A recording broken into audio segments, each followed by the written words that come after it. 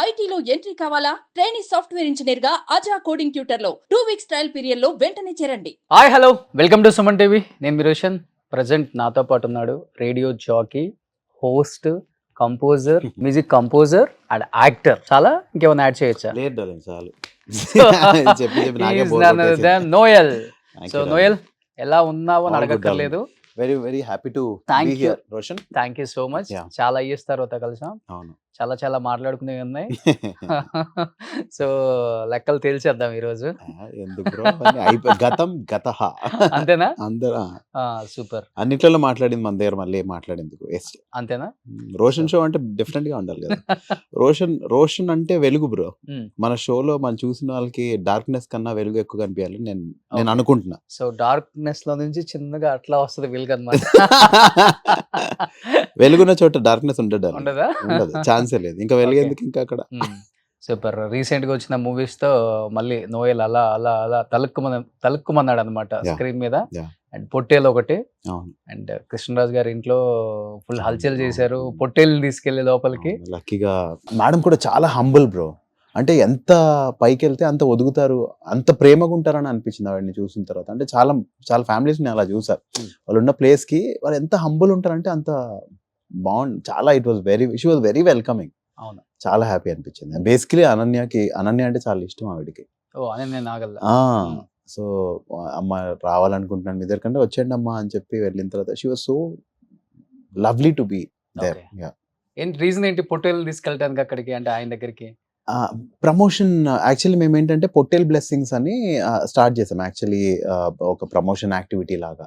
అలా అనసూయ దగ్గరికి వెళ్ళడం, హరీష్ శంకర్ గారు అండ్ అమ్మ దగ్గరికి వెళ్ళడం, అవన్నీ కొంచెం డిఫరెంట్ గా ఉంటది కదా. ఇప్పుడు సినిమా పేరే పొట్టేలు, కొంచెం డిఫరెంట్ గా మనం ఏం చేయగలుగుతాం సినిమాని ప్రమోట్ చేయడానికి. ఓకే. సో సినిమా రిలీజ్ అయిన తర్వాత మంచి రెస్పాన్స్ వచ్చిన తర్వాత అదే పొట్టేల్ని పెద్దమ్మ తల్లి టెంపుల్ లో లేదు లేదు పొట్టేలు పాపం దానికి 2 years. చాలా హ్యాపీగా ఉంది. అది ఉంటది అది. ఓకే. సో అంటే నోయల్ నీ గురించి చెప్పనక్కర్లేదు. అండ్ అంటే యూత్ కి బాగా కనెక్ట్ అయిన వ్యక్తివి, ఎస్పెషల్లీ మ్యూజిక్ లవర్స్ కి బాగా కనెక్ట్ అయిన వ్యక్తివి. ఎందుకంటే your the first wrapper Telugu film ఇండస్ట్రీలో. ఒక రకంగా మాట్లాడుకుంటే ఎవరు లేరు కూడా అప్పటి వరకు. ఎలా దీన్ని హ్యాండిల్ చేయగలిగావు, ఎలా దీన్ని తీసుకోగలిగావు ఆ టైంలో అసలుకి? అంటే వాళ్ళకంటూ ఒక సపరేట్ ఫ్యాన్ బేస్ ఉంటుంది. చాలా కష్టం దాన్ని కాపాడుకోవటం కూడా. సో కొంచెం యాటిట్యూడ్, హెడ్ వెయిట్ ఇవన్నీ వస్తాయి అని చెప్తే అంటుంటారు స్టార్డమ్ వచ్చేకుంది. నీకు ఆ టైంలో ఎలా అనిపించింది? ఇది చిన్న ఏజ్ లో కదా. లక్కీగా నాకు బ్రేక్ ఇచ్చిందే కీరవాణి గారు. ఆ సాంగ్ అది ఒక స్కూల్ బ్రో. అక్కడ ఫస్ట్ నేర్పించేది ఏంటంటే మనం హంబుల్ గా ఎలా ఉండాలి అని. నేను అన్నాను కదా, కొంతమంది ఫ్యామిలీస్ ని చూసి నేను నేర్చుకున్నాను. ఫస్ట్ చూసిందే వాళ్ళ దగ్గర. ఎంత ఒదిగి ఉంటే అంత ఎదుగుతాం అనేది నేను వాళ్ళ దగ్గరే చూసాను. ఆ బిహేవియర్ తో సార్ ఈరోజు ఆస్కర్ పట్టుకోగలిగారు మన ఇండియాలో. అవునా కదా, ఒరిజినల్ సాంగ్ కి.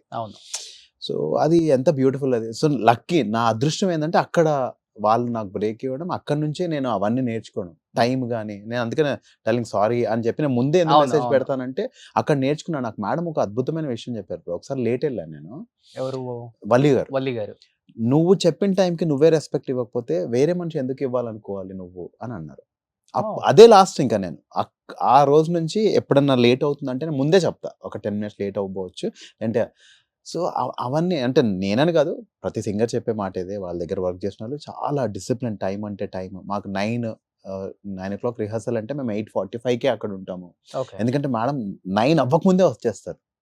చాలా అంటే అది నా అదృష్టం. ఎలా కంట్రోల్ చేయగలిగాం, ఎలా హ్యాండిల్ చేయగలం అంటే వీళ్ళని చూసిన తర్వాత ఇవన్నీ నథింగ్. అసలు మనకి మన వర్క్ ఏంటంటే బ్రో, మనం జస్ట్ సర్వైవల్. మనం హ్యాపీగా ఉండాలంటే మనం డిసిప్లిన్ అనేది ఉండాలి కొంచెం. అది అక్కడ నేర్చుకున్నాను. ఓకే. సో ఇండస్ట్రీకి వచ్చిన తర్వాత పనికన్నా ముందు డిసిప్లిన్ నేర్చుకున్నాం. దేవుడి దేవాలి. అంతేనా? అదృష్టం. ఓకే. సో అది ప్లస్ అయిందా? చాలా చాలా. కొన్ని చోట్ల టైం పంచువాలిటీ చాలా మందికి ఉండదు ఆర్టిస్టులకి. అంటే నేనేం చేస్తానంటే బ్రో, ఏ షూటింగ్ అయినా సరే ఫస్ట్ 3 days నేను వాళ్ళు చెప్పిన టైం కంటే 10 minutes 20 minutes ముందే వెళ్తా. మేనేజర్స్ చూస్తుంటారు కదా, వాళ్ళ తర్వాత ఏం అవుతుందంటే, సార్ మీరు టైంకే వస్తారు కాబట్టి 12కి వచ్చేయండి సార్ అంటారు. ముందు 6 గంటలకు పిలిచిన వాళ్ళు కూడా. ఎందుకంటే దాని తర్వాత కో డైరెక్టర్స్ వాళ్ళందరూ అబ్జర్వ్ చేస్తారు, వీడు టైంకే వస్తాడు, వీడితో ఇబ్బంది లేదు మనకు అన్నప్పుడు నాకు అది హెల్ప్ అయింది తప్ప ఎప్పుడు మైనస్ అవ్వలేదు. కొన్ని చోట్లలో అంటే ఇంకా వాళ్ళు పంక్చువాలిటీ లేని వాళ్ళ దగ్గర మనం అంటే they don't respect them self bro. నా according to me. Okay.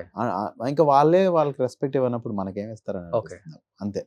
First wrapper నువ్వు అంటే నువ్వు చేసిన సాంగ్ అంటే గుర్తుందా నీకు? అతిలి సత్తి. ఆ? విక్రమార్కుడులో Hmm. అతిలి సత్తి. విక్రమార్కుడు ఫస్ట్ చేసావు, బట్ బిఫోర్ చేసి ప్రైవేట్ గా ప్రైవేట్గా ఏం లేదు డార్లింగ్. అంటే నేను రాసుకునేవాడిని చేసేవాడిని కానీ రికార్డింగ్ అనే ఎక్స్పీరియన్స్ కూడా నాకు లేదు. ఎందుకంటే నేను ర్యాపర్ అవ్వాలని ఎప్పుడు అనుకోలేదు. So that was my first. నా ఫ్రెండ్ ఉండేవాడు నాని అని.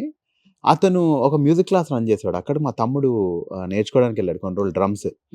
ఇలా అతను చాలా బాగా గిటార్ ప్లే చేస్తాడంటే వెళ్ళి రోజు జామ్ చేసేవాళ్ళం. అతనితో పాడి పాడి కొంచెం కాన్ఫిడెన్స్ వచ్చింది. ఇన్ఫాక్ట్ రికార్డింగ్ లో కూడా నాని ఉన్నాడు ఆ రోజు.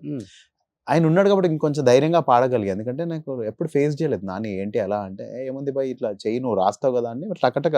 నాని ఏంటంటే ట్యూన్స్ చేసి రాయమనేవాడు. అది అలవాటు ఉంది నాకు బాగా. క్విక్గా రాసేస్తా.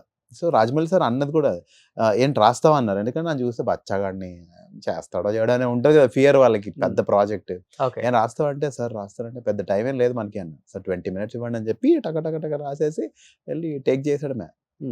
అది సో అది బాగా నచ్చి అక్కడ నుంచి ఇట్ బికమ్ యూజువల్లీ ఆయన ఒక వర్షన్ ఎప్పుడు యాక్సెప్ట్ చేయరు వెంటనే. ఇది యాక్సెప్ట్ చేశారంటే దేవుడి దయ బ్రో. అంతేనా? అంతే. డెఫినెట్లీ. అంటే అక్కడ నుంచి నాకు బ్రేక్ రావడం, అక్కడ నుంచి నేను అనడం అది డెఫినెట్లీ గాడ్స్ ప్లాన్ అనిపిస్తుంది నాకైతే.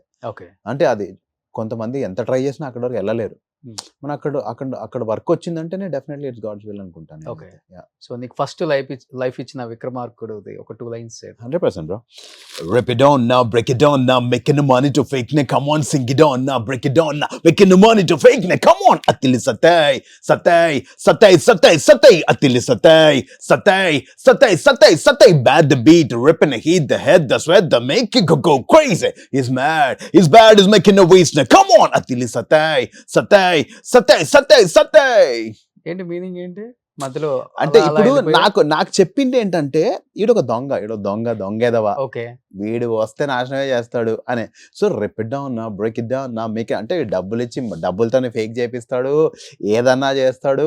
ఇంకా వాడెవడు అంటే అతిలి సత్య అని అంతే. He's a thief, bad the beat, rip in the hit. అంటే వాడు నాకు చూపించింది ఏంటంటే వాడు వచ్చి కొడతాడు కదా బ్రో అందరినీ, దాని మీద రాసాయి. సో ఇట్ మోర్ ఆఫ్ కొడతాడు, కుమ్మేస్తాడు, ఏముంటాయి heroism songs away. Okay. So most of the Rajamouli గారి మూవీస్ లో వచ్చే ఈ టైప్ ఆఫ్ అంతా నీదేనా? లక్కీగా ఇది ఒకటి వర్క్ చేస్తే నేను అంతే. ఈగలో ట్రై చేశారు, లావా లావా లావా అని ఒక సాంగ్ ఉంటది సుదీప్ ది, ట్రై చేశారు కానీ నా వల్ల కాలేదు, రిజెక్ట్ అయింది, పిచ్చలైట్ అది. నెక్స్ట్ ఏ మూవీ చేసావు ఇంకా? బాహుబలిలో English version Dheevara. Okay. Every step we getting really closer, every breath is only love అని ఉంటది. అది యాక్చువల్లీ సినిమాలో ఉండాలి. కట్టప్ప ఎపిసోడ్ ఎప్పుడైతే పార్ట్ 1 ఎండ్ ఇలా అవ్వాలి అని అనుకున్నారో ఆ దీవరా సాంగ్, లేదంటే దీవరా అనే ఎండ్ టైటిల్స్ ముందు, ఓకే, అది కాకుండా కట్టప్ప టమ్ టమ్ టమ్ అదే వచ్చేసింది ఇంకా దీని ప్లేస్ లో. లేదంటే అది సినిమాలో in the sense end titles లో ఉండాల్సింది. బట్ యూట్యూబ్ లో పెట్టారు కదా? ఉంది టీ సిరీస్ యూట్యూబ్ లో, అందులో ఉంటుంది. ఓకే. సో బాగా ఫీల్ అయ్యి ఉంటావు కదా? ఎందుకు బ్రో, అసలు కష్టపడి చేసిన పాట కదా, లేదా చూసుకోలేదు. లేదు అసలు పాన్ ఇండియా మూవీ లేదు డార్లింగ్, మనదైతే మంది కాదంటే మంది కాదు, ఇంకెందుకు ఫీల్ అవ్వడం? అవునా? ఇంకోసారి ఇంకో వర్క్ వస్తుంది డార్లింగ్. ఓకే. మనకు వర్క్ ఉండాలి కానీ ఇంకా నేను దాని తర్వాత నేను చచ్చిపోతానంటే ఫీల్ అయ్యేవాడినేమో. హీత్ లెడ్జర్ అని ఒక అతను ఉన్నాడు బ్రో, అతను జోకర్ బ్యాట్మెన్ లో, డార్క్ నైట్ అనే సినిమాలో. అతను సినిమా చూసుకోలేకపోయాడు, but he won Oscars for his performance. So అలాంటి అంత గ్రేట్ పర్ఫార్మరే, ఆయన పర్ఫార్మెన్స్ ఆయన లిటరల్ ఆయన సినిమాలో చూసుకోలేకపోయాడు. అలాంటి ఏమైనా టైం వస్తే ఫీల్ అయ్యేవానేమో కానీ I'm still alive, I can do a lot of things, maybe bigger things, who knows. Okay. ఎవరికి తెలుసు, మనం ఇంకా పెద్దనే చేస్తామేమో. కానీ ఇండస్ట్రీకి యాక్టర్ అవుదామని వచ్చావా లేకపోతే ర్యాపర్ అవుదామని వచ్చావా? 100% యాక్టర్ అవుదామని వచ్చా. బట్ ఆ ట్రాక్ ఎక్కే వరకు ఏదో ఒక ట్రాక్ లో ఉండాలి కాబట్టి అంతే. ఇప్పుడు మనం ఒకటి అవ్వాలని వచ్చాము, ఆ ఇండస్ట్రీలో ఉండడానికి ఏదో పని వస్తుంది. ఆ ఇండస్ట్రీ కాకుండా నేను బయటికి వెళ్తే ఫీల్ అయ్యేవాడిని. లైక్ లిటరలీ నేను సాఫ్ట్వేర్, నేను డిజైనర్, నేను కాగ్నిజెన్స్లో 6 months నన్ను అయిన తర్వాత ట్రైనింగ్ నన్ను పర్మనెంట్ చేస్తాను వాళ్ళ వర్క్ నచ్చి. ఆ టైంలో మంత్ర సాంగ్ అయిపోయింది. సో మంత్ర సాంగ్ అయిపోయిన తర్వాత ఏమన్నారంటే నువ్వు ఈసారి ఊరికే పర్మిషన్స్ తీసుకునేవాడిని బ్రో నేను ట్రైనింగ్ పీరియడ్లో. సార్ ప్లీజ్ 1 hour అని చెప్పి హాఫ్ డే వచ్చేవాడిని కాదు, ఎందుకంటే మనకు తెలిసిందే వాళ్ళు కూర్చోబెడతారు ఒక్కోసారి తొందరగా రికార్డింగ్స్. సో అలా అయ్యి ఏమైందంటే లాస్ట్కి నాకు ఫైనల్గా వార్నింగ్ ఇచ్చేశారు, నువ్వు పర్మనెంట్ చేస్తాం నేను కానీ పర్మిషన్స్ ఇవ్వం, ఓకే. నీకు రెండిట్లో కెరియర్ ఉంది. ఎందుకంటే మంత్రమహా సాంగ్కి వీళ్ళందరూ వచ్చారు, మా సార్ వాళ్ళందరూ వచ్చారు, చూసారు, దే వర్ హ్యాపీ. నువ్వు చూసుకోరా అంటే ఐ టుక్ అ కాల్, లేదు నేను ఇదే చేస్తానని చెప్పి. సో అక్కడి నుంచి ఇక్కడికి వచ్చేసిన తర్వాత నేను మళ్ళీ సాఫ్ట్వేర్ జాబ్లోకి వెళ్ళలేను, ఇక్కడే సర్వైవ్ అవ్వాలి, నేను ఏదో ఒకటి చేయాలి. Okay. I have to do something related to film industry only. At least నేను ఫిల్మ్ ఇండస్ట్రీలో ఉంటాను కదా డార్లింగ్, అవునా కదా. Okay. That way I can achieve my goal. So ఒక్క నిమిషం కూడా ఆలోచించాల, ఇండస్ట్రీ కోసం జాబ్ క్విట్ చేసి వచ్చేసావు అంతే.